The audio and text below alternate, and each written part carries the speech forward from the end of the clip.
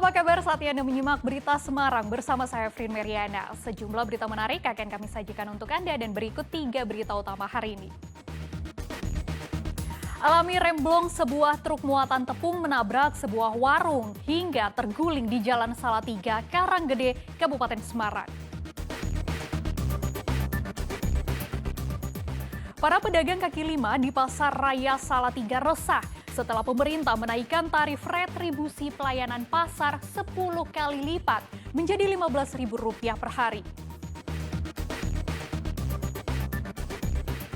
Minyak goreng produksi pemerintah Minyak Kita dijual Rp17.000 di Pasar Kota Semarang.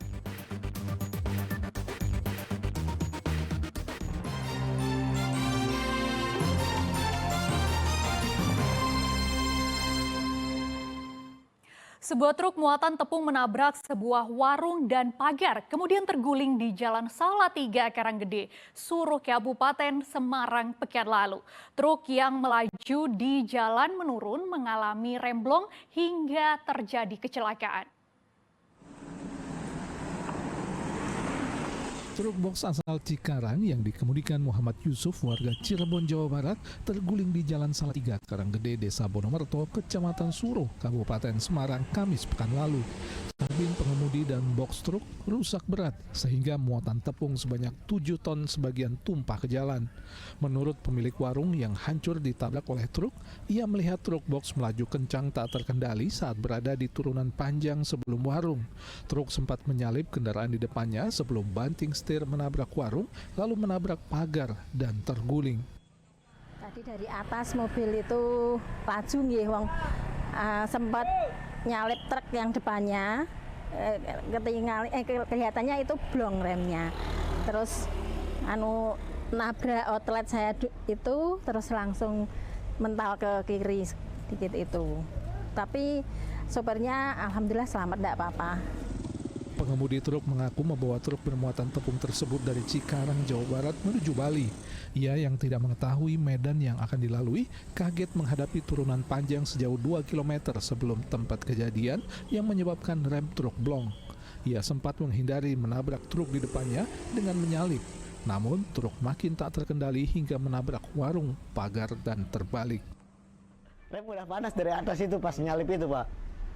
Rem udah panas, saya nyalip.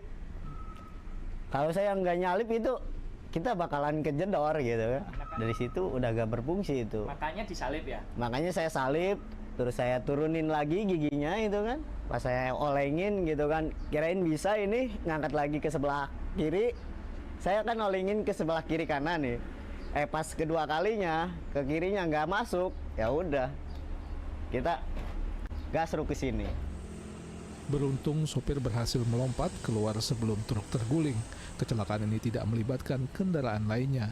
Polisi pun menyerahkan evakuasi truk kepada pemilik truk box. Yulianto melaporkan dari Kabupaten Semarang.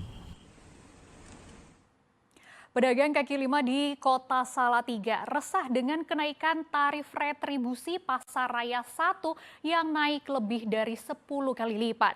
Dinas Perdagangan mengaku kenaikan tarif sengaja diberlakukan agar para pedagang kaki lima menyewa lapak atau kios dalam pasar tidak berjualan di pelataran.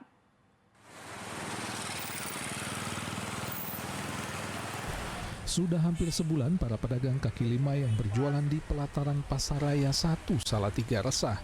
Mereka keberatan dengan kenaikan pungutan retribusi pelayanan pasar yang tiba-tiba naik dari Rp1.400 per hari menjadi Rp15.000 per hari yang berlaku sejak tanggal 6 Mei lalu.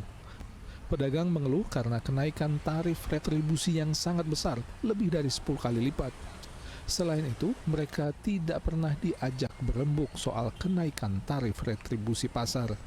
Sebagian pedagang kaki lima yang menolak membayar tarif baru retribusi pasar merasa diintimidasi dan diancam oleh petugas yang memotret mereka untuk dilaporkan kepada Kepala Dinas Perdagangan Salatiga. Pedagang telah melaporkan permasalahan ini ke DPRD, namun belum ada solusi. Itu masalah kadis itu Mas, dari 1.400 menjadi 15.000 itu terlalu berat sekali Mas. Nah kemarin kita juga mengadu ke Dewan, nah pada kenyataannya itu Dewan memang perda itu memang Mas sudah berjalan, memang cuma Dewan itu berkata harus disosialisasi dulu. Nah, terus pedagang itu harus diajak rembukan. Pada kenyataannya tidak ada sosialisasi, Mas. Juga ada penekanan Mas, seperti kacang, kembang itu juga membayar 15.000 itu kan juga merasa berat, Mas. Yang tidak mau membayar itu difoto, Mas. Difoto kayaknya ada penekanan, intimidasi, Mas. Kayaknya sewenang-wenangnya. Padahal kita sendiri sebagai PKL itu tidak difasilitasi, Mas. Kita tempat ya cari sendiri, air juga cari sendiri, listrik juga cari sendiri. Keluhan para pedagang kaki lima Pasar Raya 1 Salatiga tersebut ditanggapi dingin oleh Kepala Dinas Perdagangan Salatiga. Pemkab menganggap mereka hanya melaksanakan Perda nomor 01 tahun 2024 tentang pajak daerah dan retribusi daerah. Kepala Dinas Perdagangan juga menyatakan pihaknya lebih memikirkan para pemilik kios dan ruko di pasar. Para pedagang kaki lima dianggap menggunakan pelataran pasar yang sebenarnya bukan tempat berdagang. Kalau kita lihat ya, mereka itu berjualan yang bukan pada tempatnya, yang tempat yang strategis. Mereka sebenarnya kita itu kasihan dengan para pemilik pedagang yang ada di ruko, di kios, yang sudah sewa mahal, itu tapi depannya digunakan untuk itu. Tempat itu sebenarnya bukan untuk berjualan kan, untuk aksesibilitas pasar itu. Tapi kenyataan mereka jujur berjualan dan itu pun hanya dikenakan ya tarif satu retribusi aja. Dengan jawaban ini, para pedagang kaki lima berharap Wali Kota Salatiga bisa turun tangan menengahi masalah agar mereka bisa tetap berdagang dengan besaran tarif retribusi yang tidak memberatkan. Yulianto melaporkan dari Salatiga. Gunung Merapi yang berada di perbatasan Yogyakarta dan Jawa Tengah kembali semburkan awan panas Jumat pagi.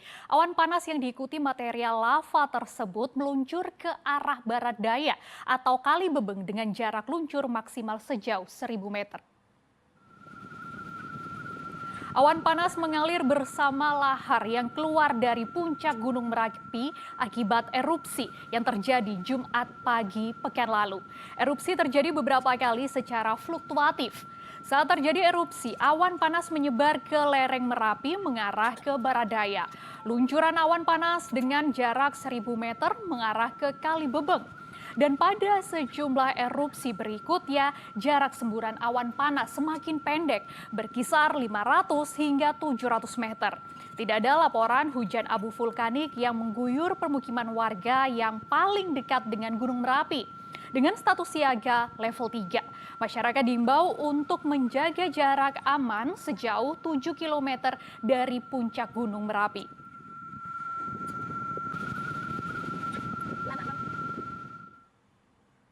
3 hari dinyatakan hilang saat mencari sampah plastik di Waduk PLTA Merica, Banjarnegara. Seorang lelaki ditemukan sudah tak bernyawa mengambang di tengah waduk. Korban diduga terpeleset dari perahunya saat berada di tengah waduk. 3 hari melakukan pencarian terhadap warga yang hilang di perairan Waduk Merica dengan menggunakan perahu, pengamatan drone hingga pantauan kamera CCTV, tim SAR Banjarnegara akhirnya menemukan jasad Slamet Setiadi, seorang warga Kecamatan Bawang yang biasa mencari sampah plastik di waduk tersebut. Pencarian korban sempat terkendala banyaknya tanaman enceng gondok yang tumbuh di waduk pembangkit tenaga listrik tersebut. Pun kendala dari hari pertama kami hadapi pada saat pelaksanaan operasi SAR adalah banyaknya enceng gondok yang menjadi hambatan untuk perahu atau LCR kami masuk. Yang memudahkan kami yaitu dari Merica itu memiliki pantauan CCTV. Korban diduga tewas tenggelam setelah terjatuh dari perahu saat menyusuri perairan Waduk Merica saat mencari sampah plastik untuk dijual. Setelah dievakuasi dari tengah perairan Waduk Merica, korban kemudian diserahkan ke pihak keluarga untuk dimakamkan. Mardianto melaporkan dari Banjarnegara. Seorang bocah laki-laki berusia 7 tahun di Purbalingga ditemukan tewas mengapung di sungai. Sebelumnya, korban dinyatakan hilang tenggelam terseret arus Sungai Serayu saat tengah bermain. Jasad korban baru ditemukan 2 hari kemudian. Tim SAR gabungan Cilacap dan Purbalingga pekan lalu menemukan tubuh bocah bernama Galih Trisaputra, warga desa Pemulutan Purbalingga. Bocah malang itu dinyatakan hilang sejak Rabu pekan lalu setelah pamit bermain di Sungai Serayu Purbalingga. Pihak keluarga dan warga desa sempat berupaya mencari, namun tak berhasil. Tim SAR gabunganlah yang menemukan jasad korban terapung setelah menyisir sepanjang alur sungai sejauh 5 km dari lokasi korban tenggelam. Setelah dievakuasi dan diperiksa oleh tim medis, jenazah korban diserahkan ke pihak keluarga untuk dimakamkan.